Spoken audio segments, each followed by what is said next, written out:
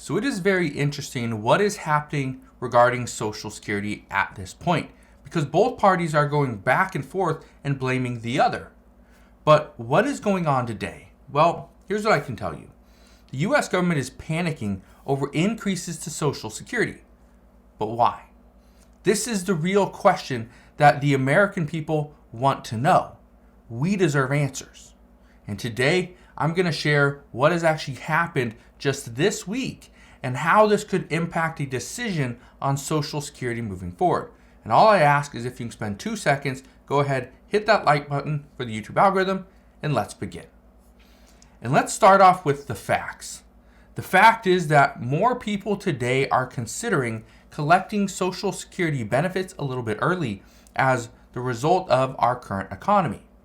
We also know that the CBO, the Congressional Budget Office, now projects that Social Security's trust fund will become insolvent by 2032.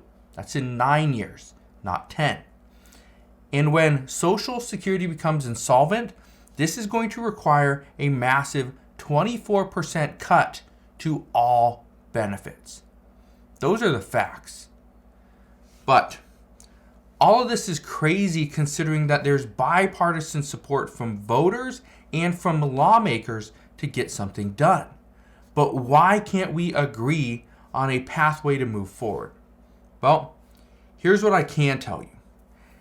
What we are now seeing is that both parties are being accused of wanting to see cuts. Not increases, cuts. The one person, and there's other lawmakers as well, but really the main person that is wanting to see an increase is Independent Senator Bernie Sanders. Everyone else is almost being quiet as to whether or not they want to see increases or potentially cuts. But before you bash me on bringing you this news, just listen for a second because this is not from me, okay? This is what we have heard. Republicans would like to see a small increase to the full retirement age. This would help to keep Social Security insolvent. Now, they want to take the full retirement age from age 67 up to age 70. It's a difference of 3 years. But they don't want to do this now to people that are currently collecting benefits, and they don't want to do this to people that will be collecting benefits within the next 15 to 25 years. What they have discussed is do this to younger Americans, people my age, people in their 30s, even their 20s. So not do this right now. Currently, here's what I can tell you. Social Security is in question. It's really in question for the younger groups, not for people that are currently collecting. Now, Democrats are saying that increasing the full retirement age from 67 up to age 70 is another form of a cut. Now, but what about Democrats? What do Democrats want? Well, here's the problem. Democrats want to see Social Security remain solvent. They want to provide some additional relief. They want to make it easier for people to go and get benefits. They want to do all this stuff. That's great. But here's the problem. And this was actually brought up by Republican Senator Bill Cassidy. He questioned Secretary Janet Yellen just this past week. And he said that Social Security goes broke in 9 years. And beneficiaries will get a 24% benefit reduction. And then he went on to talk about President Biden's fiscal year 2024 budget proposal. And he said, and I quote, "In the $4.5 trillion of taxes the president has proposed, are any of these taxes going to shore up Social Security? The answer is of the $4.5 trillion in taxes he has proposed, not a dime is going to shore up Social Security." So he asked the Treasury Secretary Janet Yellen this question, and then he immediately answered the question. Now, this has brought up the question from lawmakers. That is President Biden, is he attempting a somewhat of a backdoor cut while making it look like Republicans were the ones at fault here? Now, the amount of spending that Democrats have proposed recently, it's highly unlikely that President Biden would push for cuts. But here's something that many people have brought up as well. Could President Biden and Democrats be stalling? And again, we saw this when it came to the student debt forgiveness, which again, we're still fighting through. But could they be stalling where they're not going to try to get anything passed until it's closer to the 2024 election? Now, I think we can agree that both parties could do the same thing.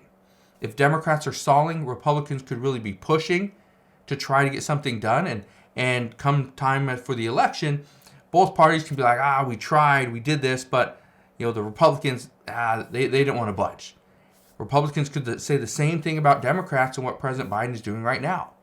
So that is where our government is currently panicking, because nobody wants to be the first one and be the one making the decision on Social Security.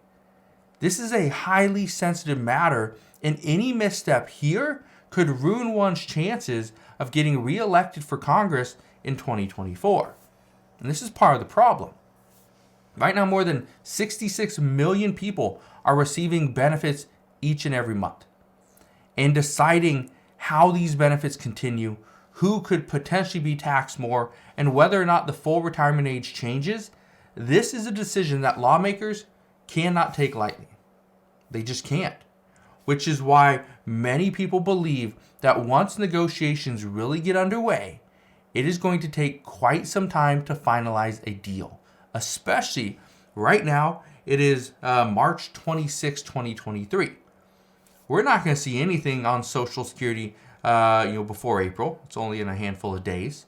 Then lawmakers are going to go on recess for 2 weeks. We will not hear, we'll hear stuff, but we're not going to see a bill. They may work on some proposals, but that will be about it. We're not going to see a bill. Are we going to see a vote in April? Chances are no. Because once lawmakers come back in the middle of April, actually April, I believe, 17th, what we are expecting is the IRS is going to have, and the Treasury is going to have a better idea of how much money the United States is currently sitting on. So at that point, and I've said this for the past 2 to 3 months, is the Treasury Secretary, Janet Yellen, she's waiting. She doesn't know when the United States X date actually is. And the X date refers to the date the U.S. would actually default on its debts. This is going to come sometime between June and September of 2023. Well, if the U.S. or if the IRS doesn't bring in much in taxes for this past year, that X date will be sooner. It will probably be in early June or July. But if we bring in a lot of additional revenue from taxes from this past year, then it might not come up until August or September, maybe even later. We don't know. This is the question, though. And this is what lawmakers are waiting on. What are we going to do as far as the debt ceiling? Is this going to be increased? Or are some people within a specific party going to hold up negotiations on the debt ceiling in order to get something else passed, whether it's in the fiscal year 2024 budget or it has to do with Social Security and Medicare? We don't know. This is part of the problem.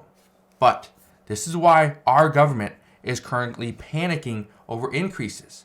Because what is the increase we're going to see? Is it going to be to Social Security? Is it going to be to our government funding bill?